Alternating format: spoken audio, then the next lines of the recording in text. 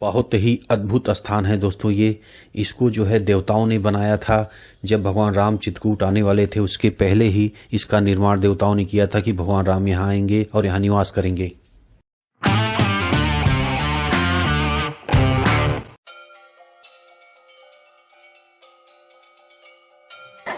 Ticket वयस्क का 20 रुपये लिखा हुआ है और 10 रुपये अवयस्क यानी बच्चों का 3 से 12 तक 10 रुपये और बड़ों का 20 रुपये टिकट है। नहाना तैरना इनका चालू है, ये देखिए इधर।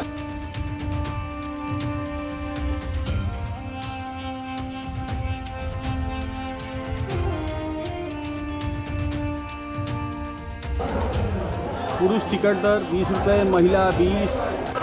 तो भाई हम लोगों ने टिकट ले लिया है।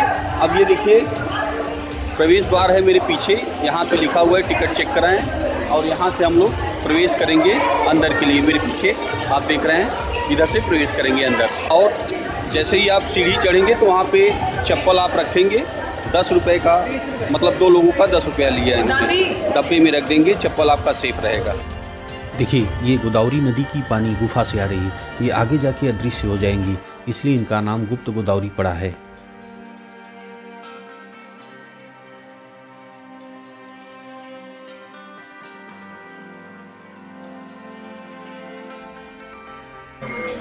बोलिए शंकर भगवान की जय, गोदावरी मैया की जय।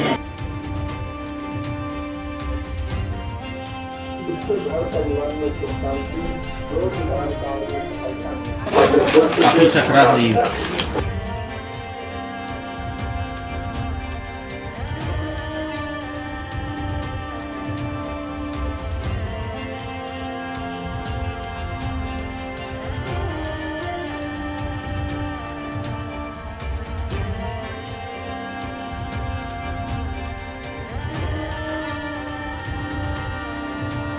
भाई हम लोग प्रवेश कर गए गुफा के अंदर। आपने देखा कि कितना सकरा रास्ता था।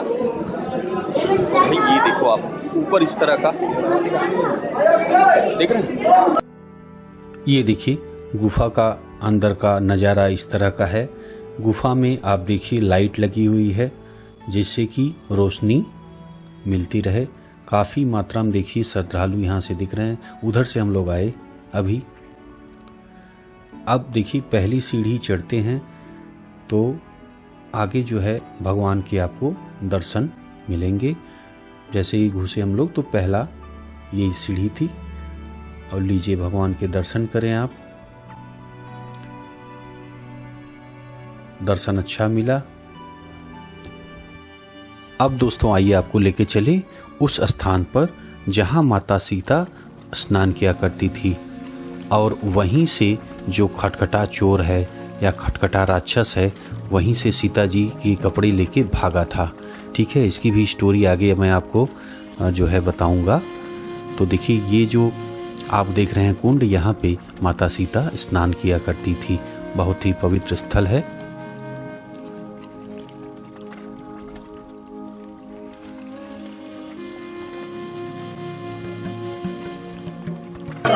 अंदर दोस्तों थोड़ी उमस जैसी गर्मी है यहाँ पे।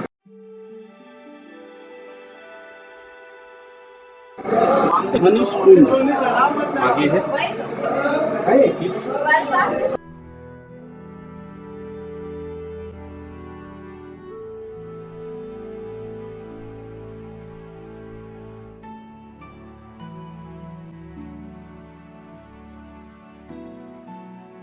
क्यों नाम इसका धनुष कुंड पड़ा है, आइए मिलाते हैं आपको बाबा जी से। भगवान की जय। ये गुप्त गोदावरी नदी प्रभु श्री राम के दर्शन के लिए आई दक्षिण भारत से। मंदाकिनी गोदावरी जो नर्मदा है यही धारा प्रकट होती है और ये गुप्त हो जाती है, इसलिए इस आश्रम का नाम गुप्त गोदावरी है। मुख्य विशेषता ये ऊपर पत्थरों में कटी नक्काशी जो दिख रही है कुदरती निर्मित गुफा है। अच्छा, ऐसा लगता है गुफाएं तराशी गई हो। ये मर्यादा पुरुषोत्तम राम इस जगह में तपस्या किया, उस समय गोदावरी नदी निकली, ये प्रभु के दर्शन किए, यही धारा उद्गम होती है और ये गुप्त हो जाती है, इसलिए इस आश्रम का नाम गुप्त गोदावरी कहते हैं।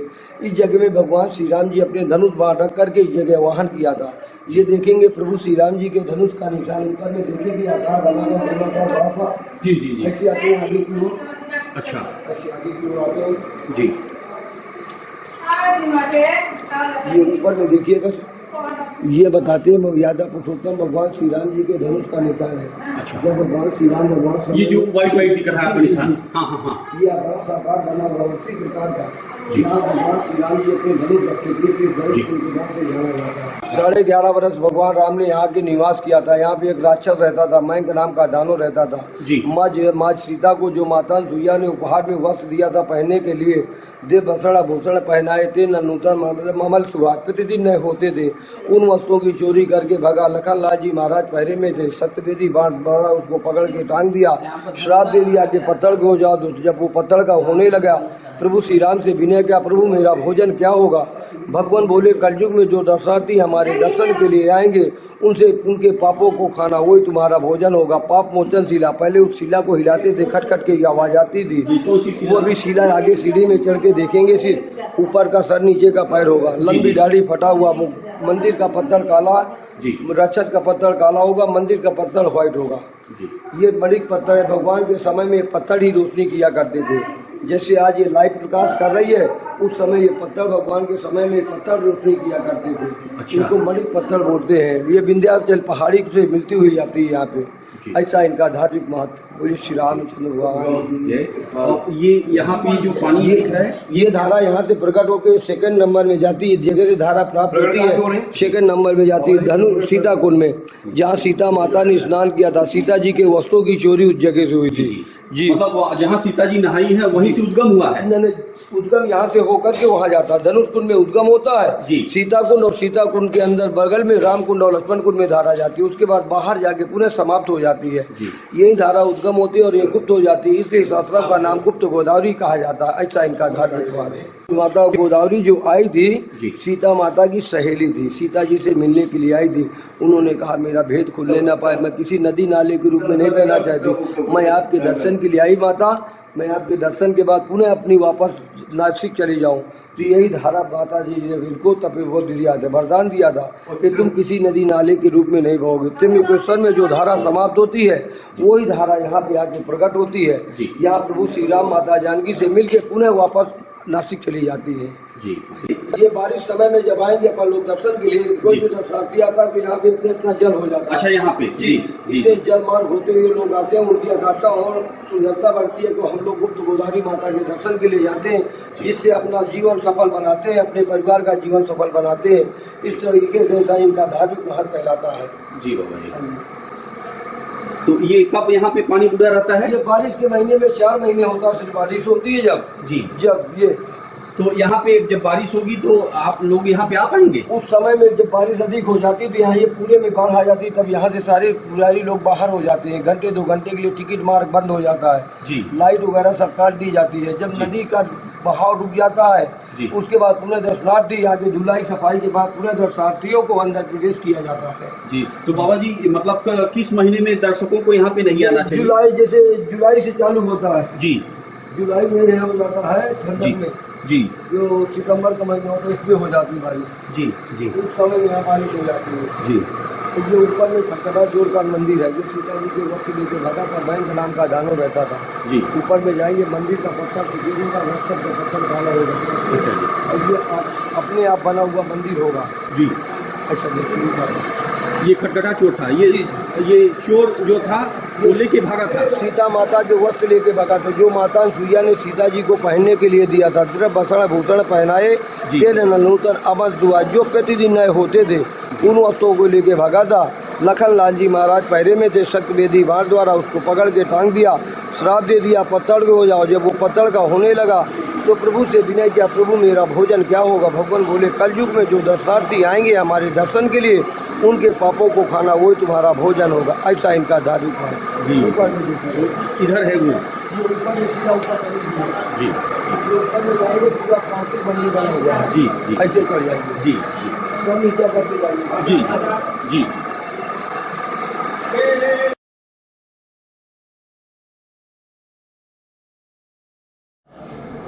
दोस्तों, अब आपको मैं दिखाता हूँ खटखटा दानव जो था, जो सीता जी का कपड़ा लेके भागा था। तो देखिए इस समय कैसा है। तो देखिए, ये जो आप देख रहे हैं ऊपर मेरे, देख रहे हैं, तो यही खटखटा दानव है। स्नान कर रही थी वहाँ सीता कुंड जो नीचे आप बिल्कुल जी। तो ये उनके आभूषण लेकर भागा था, वस्त्र लेकर। जी, लक्ष्मण जी पहरे में थे, उन्होंने जब देखा कि ये माता सीता के वस्त्रों को लेकर भाग रहा है जी, तो उन्होंने शब्दावेदी बाण मार के इसको उल्टा लटका दिया और श्राप दे दिया कि जा दुष्ट तू पाषाण का हो जाएगा। जी। जब लक्ष्मण जी के श्राप के बाद ये पत्थर का होने लगा तो प्रभु श्री रामचंद्र जी से विनय प्रार्थना किया कि भगवान मैं पत्थर का हो जाऊंगा तो मेरा भोजन क्या होगा। जी। तब प्रभु श्री रामचंद्र जी ने इसको वरदान दिया और बोले कि जब जब कलयुग में दर्शनार्थी यहाँ मेरे दर्शन के लिए आएंगे जी, वो तुम्हारा भी दर्शन करेंगे, उनके मानसिक पापों को खाना वही तुम्हारा भोजन होगा। जी जी तो जी इसे देखने से हमारे मानसिक पाप नष्ट होते हैं। जी जी जी। अच्छा। इसका नाम मयंक। जी जी जी। और पहले ये आज से 50-60 साल पहले हिलता था तो खटखट की आवाज आती थी। जी जी इसको जी। देहाती भाषा में खटखटा चोर, अच्छा अच्छा। पाप मोचक शिला के नाम से जाना जी जी। तो ये मतलब पहले हिलाने से आवाज आती थी इस पे खटखट की, किधर वो जो बगल बगल हैं? ये पूरा पत्थर हिल जाता है। ये पत्थर किसी सपोर्ट में नहीं है, बताया जाता है सीता जी के एक लक में लगता हुआ। अच्छा। आप देख सकते हैं इधर उधर से कोई सपोर्ट नहीं है। जी जी जी।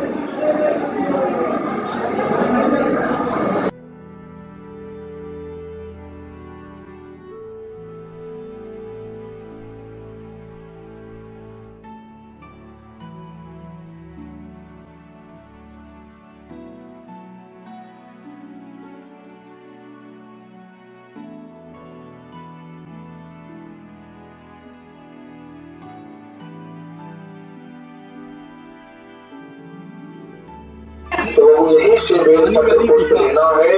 कालों के काल बाबू की उपाय लगा जा रहा है, इतना खर्च कर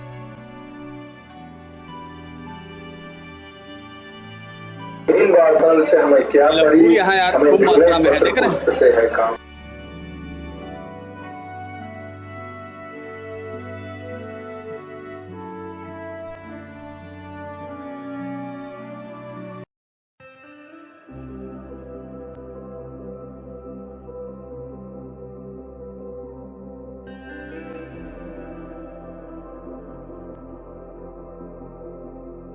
पैर के नीचे जो है ऊंचा खला है, तो ध्यान से चलिएगा, यहाँ पे आइए।